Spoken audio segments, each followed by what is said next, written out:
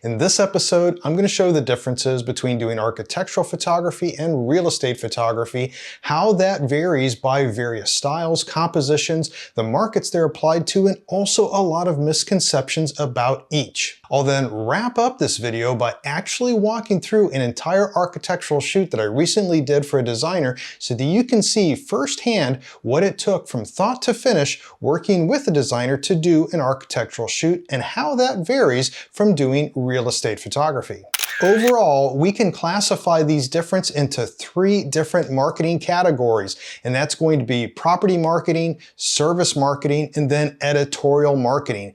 Each one of these is different, and all of them overlap to a certain degree with some of the styles and compositions, and only two of these, though, are really going to relate to architectural photography the most. So let's dive in to now talk about the differences in these three categories, and you'll see how this then applies a big difference between real estate photography and architectural photography, but possibly not in the ways that you may think. So first up is property marketing. And this is what we often think of as being real estate photography because it's usually for the residential listing market and sometimes also for commercial real estate. But this is where it gets confusing because a lot of people that are hiring photographers to do architectural work, for instance, designers, remodel companies, whatnot, they'll search for real estate photographers. But nowadays, real estate photographer really is concentrated on that listing market, not so much for the other two. So it's really a property marketing genre when we're talking about real estate photography. Something that really stands out and sets this apart is that it's really geared toward consumers only. And of course, that would be people that are looking to buy a house, or it would be somebody looking for some office space, for instance, for a commercial property. So it's less artistic most of the time, not always, but we think about things being light and bright. A lot of time we're showing a lot of space because the mantra is space sells in the residential listing market, but this can also have an architectural slant to it. It depends on the client. Something we're going to get to here as we start moving through these other two genres, these other two areas of marketing, when we're talking about architectural photography and the techniques and how you work with clients on this. But the fact is because it's less artistic, there's usually a time slot that's given. For instance, just an hour max or an hour and a half max, depending on the size of the property. You're not there for very long, so a lot of times the angled shots are the ones that are best. And once again, that's keeping it light and bright. Now, this differs, though, somewhat between the next marketing category, which is kind of a stepping stone into architectural photography. And this next category, that's service marketing. Now, this is going to vary quite a bit from editorial marketing, but both of these will be related to architectural photography. And this is where it gets really confusing because a lot of photographers think when they think about architectural photography, it's a lot different than what actually is being done in one of the largest realms of architectural photography, and that's service marketing.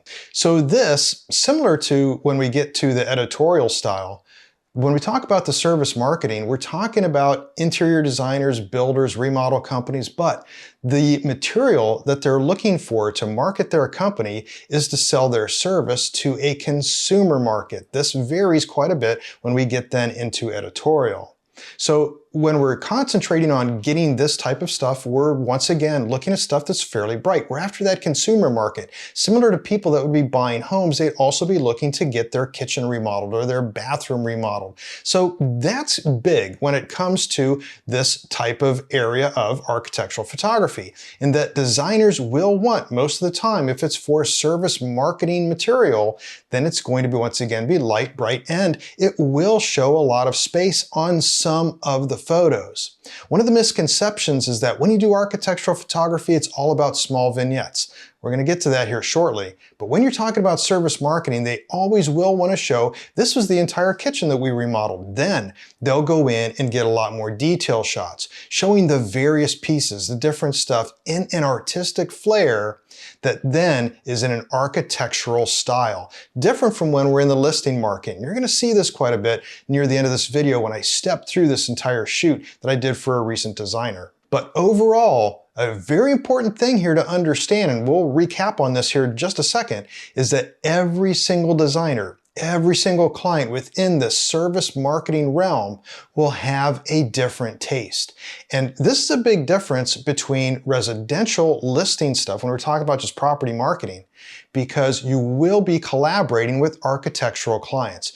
You'll see what they like to have done. You'll be collaborating with them, not just on the compositions, but also then on the amount of brightness, how bright it's supposed to be or shadowy, how dramatic it's supposed to be. But for the most part, when it comes to service marketing, your stuff is going to be fairly well lit. And about 50% of your shots will probably be wide, but not too wide. You never really shoot anything that's any wider than like 20 millimeters, sometimes 18 millimeters.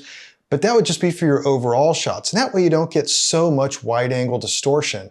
What you will find is that about half of your shots will be more close-ups, not niche details, but at least stuff that shows small vignettes of areas so that the designer or the remodel company can show the various add-ons or upscale type products that they can add in when they're doing a remodel or a new design. And that brings us up to the third category here, and that's the editorial marketing. And that's what is so commonly thought of as being architectural photography, but it's overgeneralized. Now, you've probably seen this a lot, for instance, on Instagram. For instance, off Architectural Digest. Here we see that this particular post got 52,000 likes. It is well received, and it looks though very, very dark. This is what a lot of people think architectural photography is supposed to be. Taking a look at something else, small vignette here of this little table, and it's very shadowy. And once again, this is part of that post that got 52,000 likes, and the same with this bathroom that is extremely shadowed. But this is where the big difference comes in. If I did photos like that for my property marketing, which would be like realtors hiring me to do that genre, or for the designers that are hiring me for service marketing material, well, I probably wouldn't get hired again because they're, once again, trying to target a consumer market with brightly lit photos that really welcome people into a space with brightness, where these style of photos, they're editorial marketing photos, and they're meant to be dramatic because being editorial means they're in a magazine like Architectural Digest or Dwell or Elle Decor. And in there, that audience is going to be other designers. It has nothing to do with the consumer market. Very rarely would a consumer read this magazine and then hire a designer from Architectural Digest. So this is for people that love architecture and love design, but they're not necessarily looking to hire someone to do it out of this magazine. So the more dramatic, the better. In other words, it's making art for other artists. It's not making art for the general population and consumer base. And once again, every designer is going to have a different taste when it comes to it. So I have some designers that even for their editorial work, they want everything really bright. And then there are some that want to have stuff that's a little bit on the darker side, something that is more dramatic.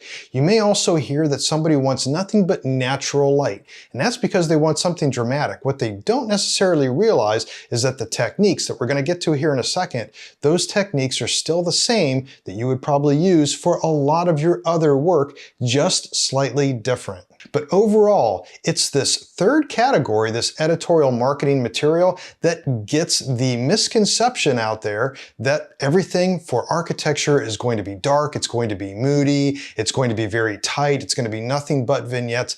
That is editorial marketing. It's going to be mostly for magazines, but yet other designers will use it on their websites to also advertise what they do. So you do need to work closely with these clients to understand the style, and you can talk about these styles with them. If it's going to be architecture, you're really going to be under those two categories. Is this going to be for service marketing or is this going to be for editorial marketing? What style would you like to work with? So you can also see through a lot of the photos that are done for an architectural shoot, you'll find a lot more single point perspectives, and that's because both styles of architecture photography, when we're talking about service marketing or editorial marketing, One of the big things that we're doing here is we're telling a story. You're telling a story more so in editorial marketing, and that's where you get the feel of something. Instead of just showing, here's a big space, and you're just yelling, hey, here's a big space. That's property marketing. That's what we think of as real estate photography. So a lot of single point perspectives are used when we're talking about the editorial style. Also, to a large degree, you'll see when we're talking about the service marketing style, when we start stepping through the shoot here in just a second. But those styles also, when we're talking about architecture, are sometimes done in a vertical format. And one reason being is that sometimes there are sidebars of magazine articles. So you don't necessarily have to have it taking up the entire width of some type of magazine article, whether it's in print or whether it's online. Also, a lot of times these can be shared then better on Instagram because they're not real wide, they're not going to show up real small. So that's another big difference when it comes to composition, but the techniques themselves are almost identical. So no matter what, all three genres, when you're talking about property marketing, you're talking about service marketing, editorial marketing, all that material can be done, and I recommend and use Flambient. So you probably have seen me do Flambient on a lot of stuff here on my channel, and the reason being is that you can, with Flambient, control the amount of luminance that you want of natural light. So I can have just a little bit of luminance, I can have a 50-50 luminance, I could have 100% luminance, but by having a flash base, I'm also assured that I'm not dealing with color casts or other color issues. And by the way, if you're not as familiar with Flambient, the technique, how to use it, how to apply it, how to shoot it, how to edit it, I would encourage you to take a look at my courses on real estate photography. I do have courses that cover professional interior photography, expert editing, exterior photography, videography for real estate, business and marketing for real estate, and I've also sold best-selling books on real estate photography as well. So I have links to all that down in the description for this video. But now let's move on and talk about some of the other big key differences. One of the big differences, and it's the allure of doing architectural photography, and that's that real estate photography, you get paid by the gig. You get out there, you have a set price, you have a time limit on what you're doing, you rush out there, you run through it, you get paid a certain amount. Architectural photography is more relaxed. You get paid by the hour and you usually have about a 2-hour minimum, and then you also charge extra for any special edits. So while you're on site, while you're working with the designers or whoever the clients are that you're working with and you're collaborating on these various photos that you're working with, you're getting paid by the hour to do that. So you're not rushed. You can really think about what it is you're doing. You can work with the client, and the more you do, the better this is going to be, because these clients already have an art background, some type of artistic background, even if it's just in designing furniture. Whatever it's going to be, they're going to want to work with someone as their photographer who also takes an interest in the art of things. Not just somebody who's there, well, this is going to be the cost of this, and this is how many shots I'm going to be able to take. I have to get going because I've only got an hour to spend here. No, they want someone who can sit down with them and really go through to be able to tell the story of what they're doing. Something you might recall from a recent video when we're talking about the trends for all real estate photography in 2025 is story-driven content. And story-driven content is huge when it comes to architectural photography. This also leads into a big difference between real estate and architectural photography in that real estate photography has a tighter budget because it's just temporary media and they need to get it done fairly quick, and they're a little bit more forgiving. When it comes to architectural photography, those photos for their marketing purposes will be held onto for a long time and used for a long time. So they tend to have deeper pockets. You can think about, what does it take to actually pay for a magazine ad or a TV commercial? That's what we're talking about when we get into architectural photography. So you could, for instance, you're out shooting a place that's about, let's say, 2,000 square feet. Let's say for real estate you charge $300. If you shot just the kitchen for that place, you might be charging $600 or $800 if it was done just for architectural photography, just because the amount of time that was taken while you were there on site working with them, and then the additional costs for other edits outside of the normal editing. But to really see the biggest differences between real estate and architectural photography, let's now step through an entire architectural shoot so you can see the thought process behind the photos that were captured, how they were captured, what was captured, and why. This first shot is one you would probably never think would be an architectural photo. But once again, one of the things that designers will want to see is everything overall. And that's why I even included 3 walls here. One of the reasons being is they have this very custom wallpaper that is here. They wanted to showcase, but they wanted to show the entire thing. Next up, once again, kind of a capture it all shot. If you didn't know any better, you would think this was just for a real estate listing, showing the layout and that, hey, you've got the bathroom over here that's connected to this bedroom. But now we start getting into more of the architectural style. We're getting to some vignettes here. And the purpose here was to show we've got these doors that were redone. We've got this wallpaper, we've got the crown molding, we've got everything showing all the features of the design that was intended. Here, it's not about space, it's about this vignette, but this isn't a very, very close-up vignette compared to some others that we'll see shortly. Here, in fact, is a vertical one, but the idea here, it wasn't just to capture the nightstand. I've got one here I'll show you in just a second, but here it was also to capture this bench. Now, this is very tall and it's probably going to be cropped down by the client. But what I do is I deliver it in this format so that they can make a decision if they want to crop it down or not. Same goes for this. It's another vignette. And once again, these single point perspectives, they're really great when you're doing architectural photography. They love this stuff. And once again, just to show some of the features. And here, the idea is that I can show everything. Yeah, here's the bathroom, some neat stuff they did. Here's this decorative mirror, and here's this door. They'll probably crop this down so that it doesn't have all this at the top and maybe some of this down at the floor. But once again, I tend to deliver the photos in this format unless they ask me to crop them otherwise. Same goes for this here. Once again, showing a vignette going out the back door and then stepping into that bathroom. Once again, this could look like a listing photo. There's really nothing different. Notice also that the lights are on, and you're going to see that throughout this entire shoot. That's another big misconception. This is for service marketing. This isn't for editorial marketing.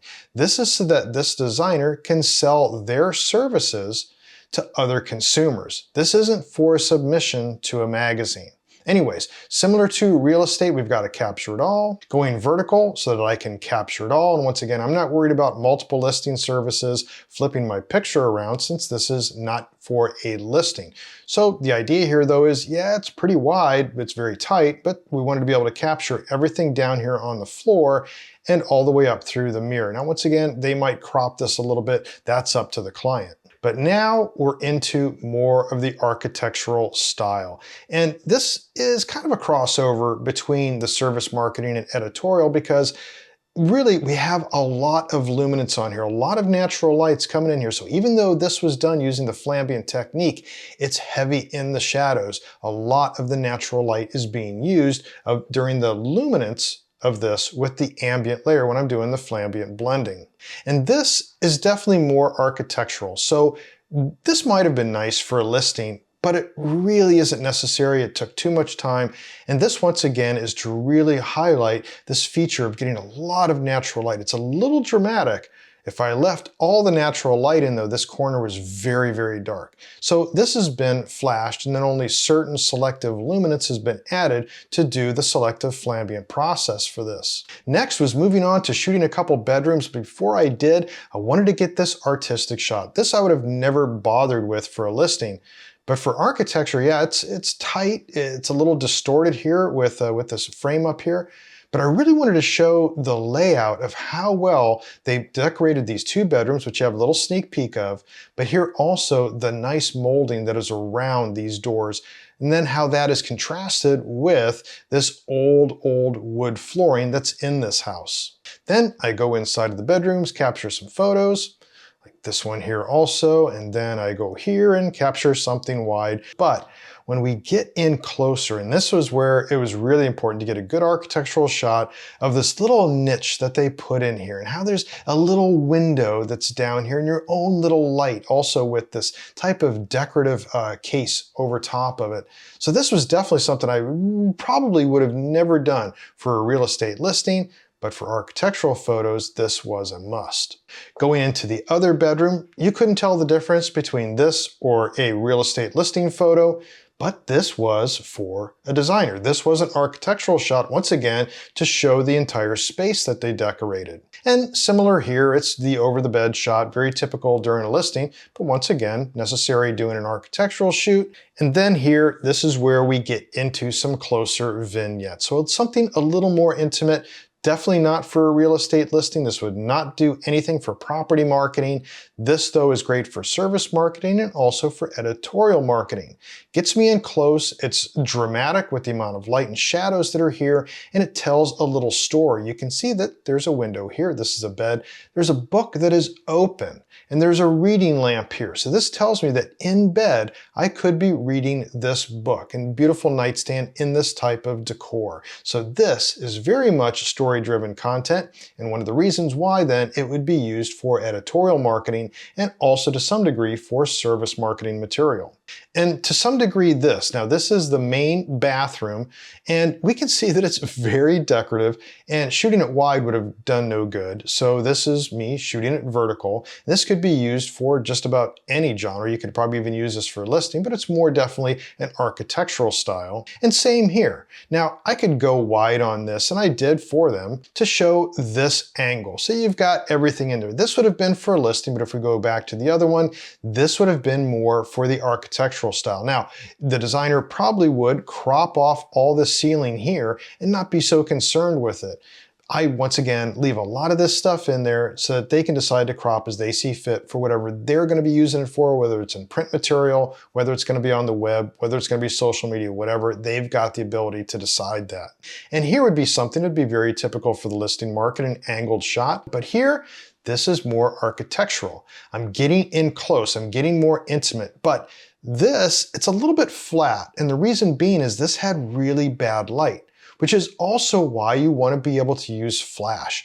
By using flambient, once again, I can decide if this is going to look flat, if it's going to be bright, if it's going to whatever, have any appearance. I'm in control of it. The natural lighting underneath where this sink was just not very good. There was no window that was right close to it, so there was just lighting above it. So it doesn't have the big pizzazz, but at least it's close. It shows the intimacy, and it shows the details that they're after for both service marketing and also architectural marketing. And this is almost entirely editorial marketing. So this tells a story. It says that we've got this bathroom, and you could be walking into here, and this is where you would take your shower or your bath. It does no good practically for a real estate listing.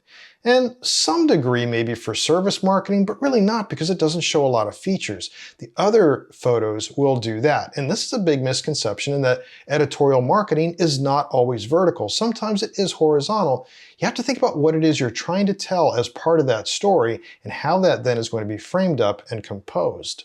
And this is then similar, where I want to go wide because I want to shoot. Even though this is more editorial style, couple things. Yes, I did go wide because that way I can see everything that would tell the story, similar to the last one to some degree. But also here, notice that it's not very dark. A lot of editorial styles would have had this very dark on the outside and this very bright on the inside to draw you in. Something I also talk about in another video on the artistic techniques of real estate photography, and I have a link to that, by the way, down in the description of this video as well. But this would definitely be the editorial style to be able to tell a story about walking into this area. And then this would be for just about anything. Here you go, here are your features. This could be used for property marketing, service marketing, or even to some degree for the editorial marketing, although a single point perspective is better suited for editorial. Now, this doesn't really do much for the service unless you're just going to sell the tub. But when it comes to editorial style, this is great. And also, it can be cropped down from the top or the bottom as the client sees fit. And when we get into this room, this was a very unique mudroom that was then expanded a little bit to be somewhat of an extension of this kitchen that's in here. And it's pretty much a capture it all type of shot for this room, even though it's done vertically. And this is purely a service marketing shot. They wanted to show that we could build your little laundry area behind these vented doors, and we could put in some stacked appliances. Purely whatever it's for, it's just for service marketing. And now we get into not just the service marketing, but also the editorial marketing. And this could be used for a real estate listing, there's no doubt about it. But what we're after here is to really emphasize a lot of light that is coming in from this window up here. Now, if this is for a real estate listing, and possibly too if you share it on the Facebook group for real estate photography, somebody would probably complain about these shoes down here. But this is part of the storytelling of this area. This is a mudroom / extension of the kitchen. So yes, the designer wanted some shoes down here to add that decorative appeal. And stepping into the kitchen, well, this is definitely an architectural style of shot doing a single point perspective. You would use this possibly also for a real estate listing because it's shot wide. It's in that horizontal format, which is fine. And the same goes for when we do another angle and another angle of the kitchen. This could be used for anything. And this is the misconception. There are crossovers between all three of these genres, but there will come a point where all of a sudden you go vertical and then you start capturing details. This is a big difference. You don't capture this with real estate listing stuff. This is not for property marketing. This is to some degree for service marketing, but it really is more editorial marketing. And once again, it's editorial marketing, but it is not dark. It is brightly lit, but it's well defined and also even. And most importantly, it's accurate in its colors using the flambient technique. And once again here, purely architectural, it is wide. Also, it's not vertical. What we're trying to capture here is telling a story of having these built-in cupboards, a little bit also about the cookware here and the way that they've also staged this. Everything about this tells a story of what you would do in this space. And although this, looking the other way, does the same thing, it also is to show connectivity, that we've got something else out here and to tease the user that now we want to come out here to this area. And this could be a listing shot. But this was done for an architectural client. Once again, the big misconception that you don't shoot wide. This was shot at about 18 millimeters on a full frame, and it was to capture this entire space before getting into the intimate details like the single point perspective. Definitely more of an editorial style shot for architecture, not really so much service. There's really nothing here to show a lot of what they would necessarily sell, but it definitely shows this editorial. Now, once again, notice these are not dark photos. They're well lit. And looking around the other way, this could be a listing photo, but it's something that they also wanted to make sure that we capture these built-in benches that are around this table. And then we get into the other room. Once again, this could be done for a listing. There's nothing wrong with it. It shows connectivity out here to this bedroom that was over here. But we also are more of an architectural style, really trying to tell a story. Like here though, this could be for a listing photo, but once again, it's architecture. But here, this is unique.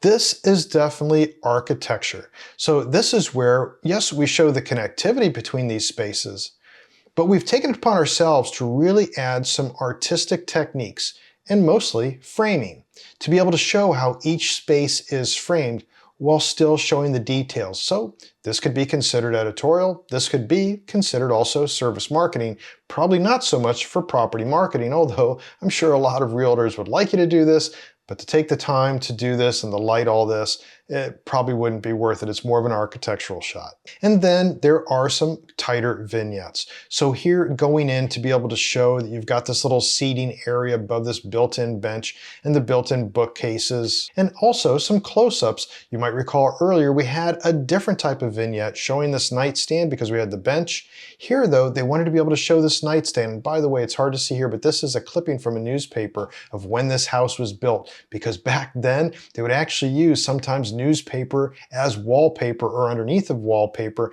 and some of that was left when they started doing demo on the house, so they left it and laminated it with plastic. But that's it in a nutshell. That was an entire shoot for a designer. Took about 5 hours on site, and then there was just a couple hours of extra editing on top of that. So yes, it did take a lot longer. It pays a lot better, but one thing that really stands out here is don't be confused and think that everything needs to be extremely dark. As you saw on this shoot, nothing really was. So no matter what you do, overall, make sure that you communicate very well with your clients the expectations that they might have. For the listing market, it's very easy, it's run-of-the-mill. But when you get into architectural photography, there's a lot of variance between different personalities, different styles, different likes, different artistic techniques that designers, interior designers, remodel companies, and builders will have. As long as you communicate and collaborate with them, and knowing these various styles, you can then work closely with them to create the right type of architectural photography that would suit their needs.